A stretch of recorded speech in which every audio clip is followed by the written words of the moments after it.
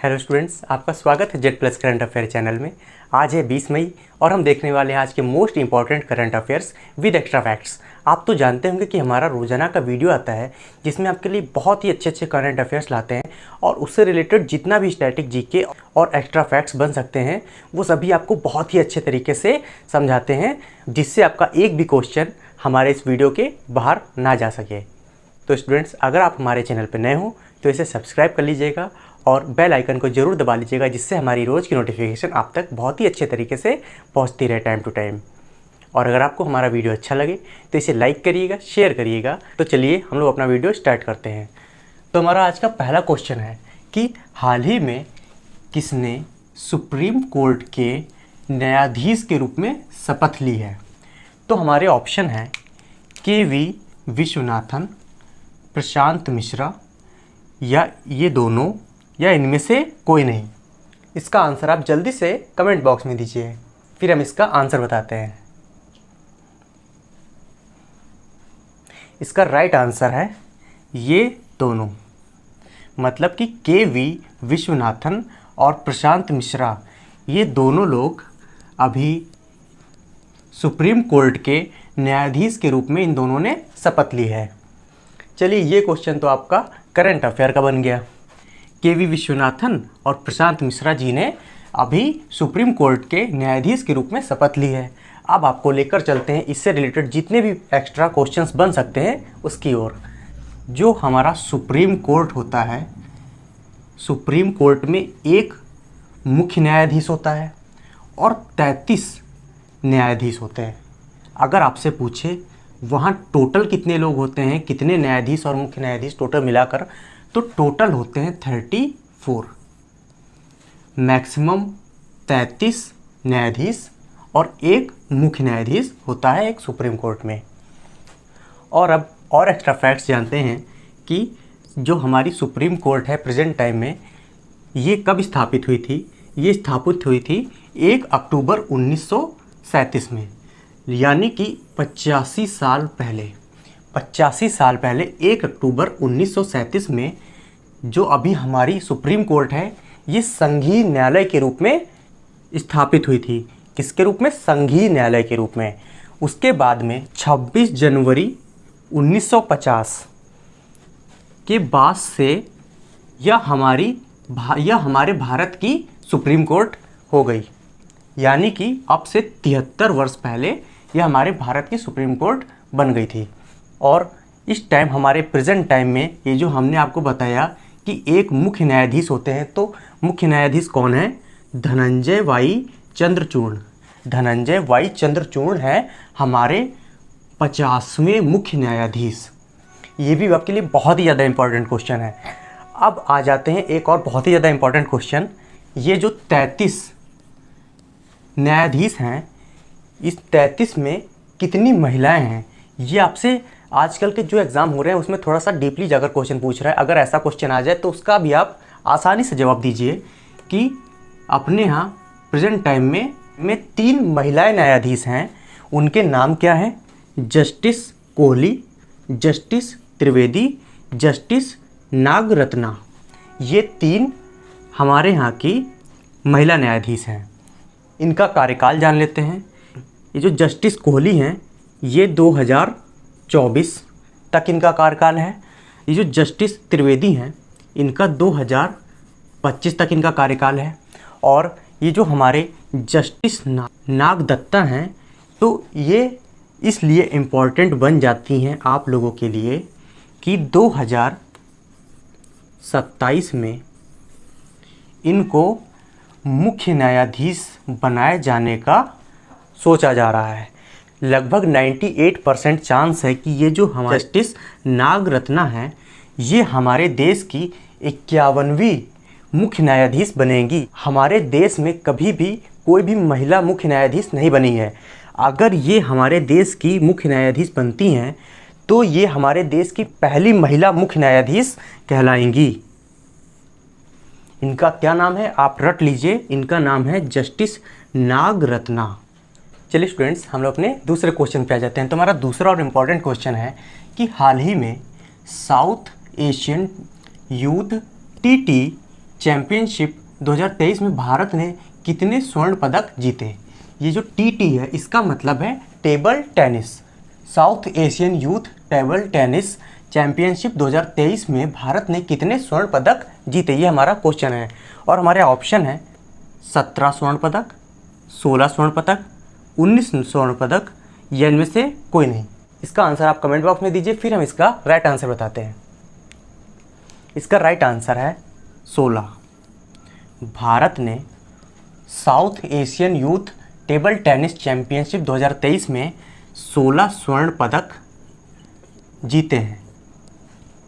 अब जान लेते हैं कि जो south Asian youth table tennis championship 2023 है ये कहाँ पर आयोजित किया गया था। ये हमारे अरुणाचल प्रदेश में जो ईटानगर पड़ता है वहाँ पर ये आयोजित किया गया था। अब आपका क्वेश्चन होना चाहिए कि इसमें कितने देशों ने भाग लिया था, तो इसमें टोटल 6 देशों ने भाग लिया था। अब आप पूछिए कि किस किस देश ने भाग लिया, तो हम बताएंगे भूटान, बांग्लादेश, मालदीव, श्रीलंका, नेपाल, भारत ने इस चैंपियनशिप में भाग लिया था। और इस चैंपियनशिप में ये सभी 6 देशों की ओर से लगभग 100 एथलीटों ने भाग लिया था, जिसमें से हमारे भारत ने 16 स्वर्ण पदक जीते हैं। और अरुणाचल प्रदेश के बारे में एक और इम्पॉर्टेंट बात जान लीजिए कि अरुणाचल प्रदेश का एक बहुत ही ज़्यादा इम्पॉर्टेंट नृत्य है छालो। ये आपके एग्ज़ाम्स में अगर कभी भी अरुणाचल प्रदेश का लोक नृत्य आया तो ये पूछा जाएगा छालो। आपको सीधा सीधा अरुणाचल प्रदेश टिक कर देना है। स्टूडेंट्स, हम अपने तीसरे क्वेश्चन पे आ जाते हैं। तो हमारा तीसरा क्वेश्चन है कि हाल ही में कौन कर्नाटक के CM मतलब मुख्यमंत्री बने हैं। तो इसके ऑप्शन है बसवराज बोम्मई, सिद्धारमैया, DK शिव कुमार या इनमें से कोई नहीं। इसका आंसर आप कमेंट बॉक्स में दीजिए। इसका राइट आंसर है सिद्धारमैया। ये बने हैं कर्नाटक के मुख्यमंत्री। कर्नाटक में अभी हाल ही में चुनाव हुए हैं, जिसमें कर्नाटक से कांग्रेस चुनाव जीत गई है। उसने ये सिद्धारमैया जी को वहाँ का CM घोषित किया है। लेकिन एक कंडीशन है कि पहले 2.5 साल रहेंगे सिद्धारमैया और उसके बाद में 2.5 साल रहेंगे DK शिव कुमार। इस टाइम पे कर्नाटक की गद्दी पर बैठेंगे सिद्धारमैया 2.5 साल के लिए।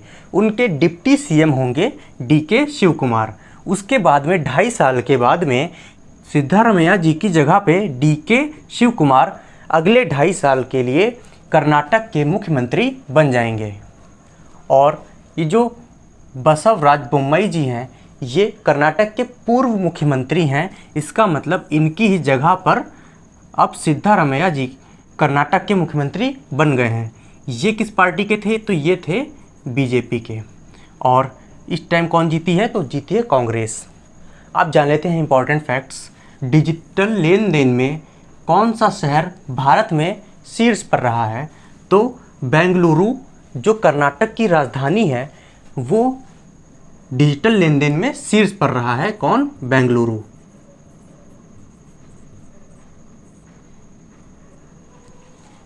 और वोट फ्रॉम होम की शुरुआत किस शहर में की गई, तो ये भी करी गई बेंगलुरु में। अब जान लेते हैं कि कर्नाटक जो हमारा राज्य है उसकी स्थापना कब हुई थी, तो इसकी स्थापना हुई थी 1 नवंबर 1956 में। इसकी स्थापना हुई थी किसकी, कर्नाटक की। और इम्पॉर्टेंट फैक्ट जान लेते हैं कि यक्षगान कहाँ का लोक नृत्य है, तो ये है कर्नाटक का लोक नृत्य और ये बहुत ही ज़्यादा इम्पॉर्टेंट है, यक्षगान। चलिए स्टूडेंट्स, हम लोग अपने चौथे क्वेश्चन पे आ जाते हैं। तो हमारा चौथा क्वेश्चन है कि हाल ही में सतत विकास लक्ष्यों की प्रगति को मापने वाला भारत का पहला शहर कौन बना है। तो इसका ऑप्शन है भोपाल, मुंबई, बेंगलुरु या इनमें से कोई नहीं। जल्दी से इसका जवाब आप कमेंट बॉक्स में दीजिए, फिर हम इसका सही आंसर बताते हैं।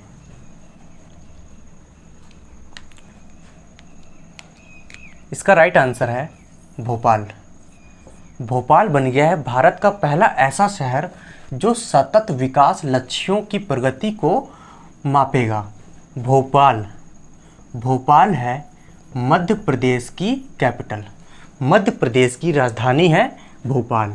मध्य प्रदेश का सबसे बड़ा शहर कौन सा है?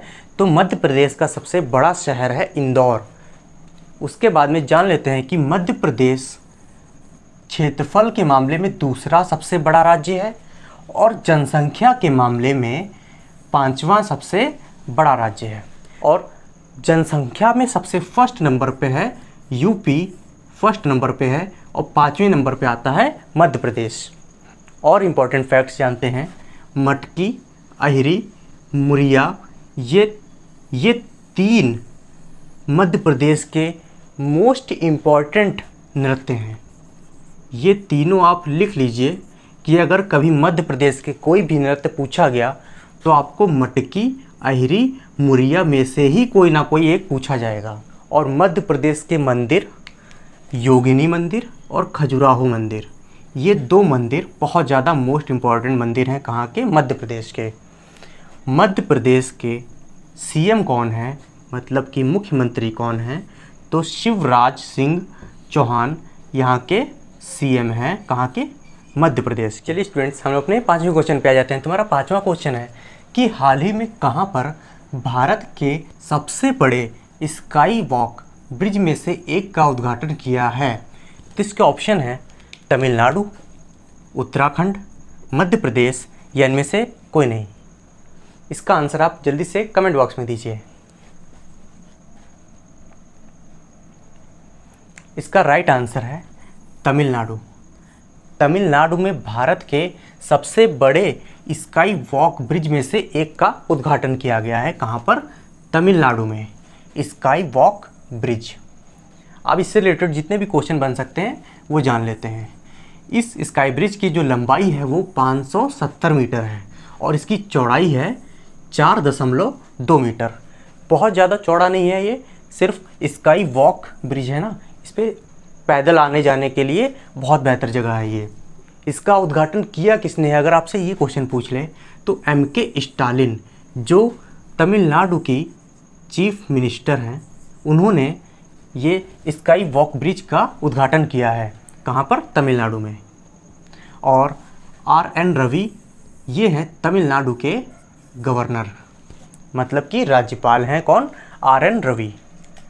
आप जान लेते हैं कि जो ब्रिज बना है ये किन 2 जगहों को जोड़ेगा। महाबलम रेलवे स्टेशन से लेकर के ये बनेगा टी नगर बस टर्मिनल तक। इन 2 जगहों को ये आपस में जोड़ेगा। इसकी लंबाई कितनी है? 570 मीटर। अब जान लेते हैं कि तमिलनाडु की राजधानी क्या है। तो तमिलनाडु की राजधानी है चेन्नई। और अभी हाल ही में तमिलनाडु के कुंभम अंगूर को GI टैग मिला है और मनाम दुराई मिट्टी के बर्तनों को GI टैग मिला है। ये कहाँ पर हैं दोनों? ये पड़ते हैं तमिलनाडु में। और तमिलनाडु से रिलेटेड जान लेते हैं कि मीनाक्षी मंदिर और नटराज मंदिर, ये दोनों मोस्ट इम्पॉर्टेंट मंदिर हैं। कहाँ के? तमिलनाडु के। अगर कभी आपसे एग्ज़ाम में पूछा जाएगा तो मीनाक्षी मंदिर या नटराज मंदिर से ही यही सेम टू सेम क्वेश्चन आएगा। चलिए स्टूडेंट्स, हम लोग अपने छठे क्वेश्चन पे आ जाते हैं। तो हमारा छठा क्वेश्चन है कि हाल ही में किसने इंटरनेशनल म्यूज़ियम एक्सपो 2023 का उद्घाटन किया है? तो इसका राइट आंसर है हमारे prime minister PM Modi ji ने इसका उद्घाटन किया है। और अब पूछा जा सकता है कि इंटरनेशनल म्यूज़ियम एक्सपो 2023 का उद्घाटन कहाँ पर किया गया है? तो इसका उद्घाटन किया गया है दिल्ली में। दिल्ली में इसका उद्घाटन किया गया है। किसके द्वारा? हमारे प्राइम मिनिस्टर मोदी जी के द्वारा। अब आ जाते हैं अपने 7वें क्वेश्चन पे। तो हमारा 7वां क्वेश्चन है आधिकारिक तौर पर कहाँ पर 5000 साल पुराने पेड़ की मान्यता दी गई है? तो कहाँ पर 5000 साल पुराना पेड़ खोजा गया है जिसे आधिकारिक तौर पर 5000 साल पुराने पेड़ की मान्यता भी दे दी गई है? तो इसका राइट आंसर है, ये है पेड़ कहाँ पर? चिली में। चिली में एक नेशनल पार्क है एलर्स कोस्टेरो नेशनल पार्क। ये कहाँ पड़ता है? ये चिली में पड़ता है। और इस पेड़ को नाम दिया गया है ग्रेट फादर। इस पेड़ को नाम दिया है ग्रेट फादर क्योंकि ये लगभग 5000 से लेकर 6500 साल के बीच में इसकी उम्र बताई गई है। ये अभी जितने भी पृथ्वी पर जीवित जीव जंतु या पेड़ हैं उनमें से सबसे ज़्यादा पुराना ये पेड़ माना गया है और इसे मान्यता भी दे दी गई है आधिकारिक तौर पर। इस पेड़ की लंबाई है 28 मीटर और ये कहाँ पर है? ये है चिली में। अब आ जाते हैं अपने 8वें क्वेश्चन पे। तुम्हारा 8वां क्वेश्चन है, हाल ही में किस मंत्री ने इस्तीफ़ा दे दिया है? इसका राइट आंसर है किरेन रिजिजू ने अभी इस्तीफ़ा दे दिया है मंत्री पद से। अब आ जाते हैं अपने 9वें क्वेश्चन पे। तुम्हारा 9वां क्वेश्चन है, जोमैटो ने किस बैंक के साथ मिल करके जोमैटो यूपीआई लॉन्च किया है? तो जोमैटो ने ICICI बैंक के साथ में मिल करके जोमैटो यूपीआई लॉन्च किया है। चलिए स्टूडेंट्स, अब बारी आ गई है कि जो हमने कल आपसे क्वेश्चन पूछा था उसका जवाब बताने का। तो हमारे कल के क्वेश्चन का आंसर है पंजाब। और हमारा आज का क्वेश्चन है कि हाल ही में किसे फ्रांस के सर्वोच्च नागरिक पुरस्कार से सम्मानित किया गया है? तो इसके ऑप्शन है N चंद्रशेखरन, दूसरा ऑप्शन है मनोज सोनी, तीसरा ऑप्शन है UU ललित और चौथा ऑप्शन है इनमें से कोई नहीं। इसका आंसर आप कमेंट बॉक्स में देंगे। देखते हैं आप में से कितने लोग इसका राइट आंसर दे पाते हैं और हम आपका कमेंट चेक करें कि कितने लोगों को इसका सही आंसर आता है।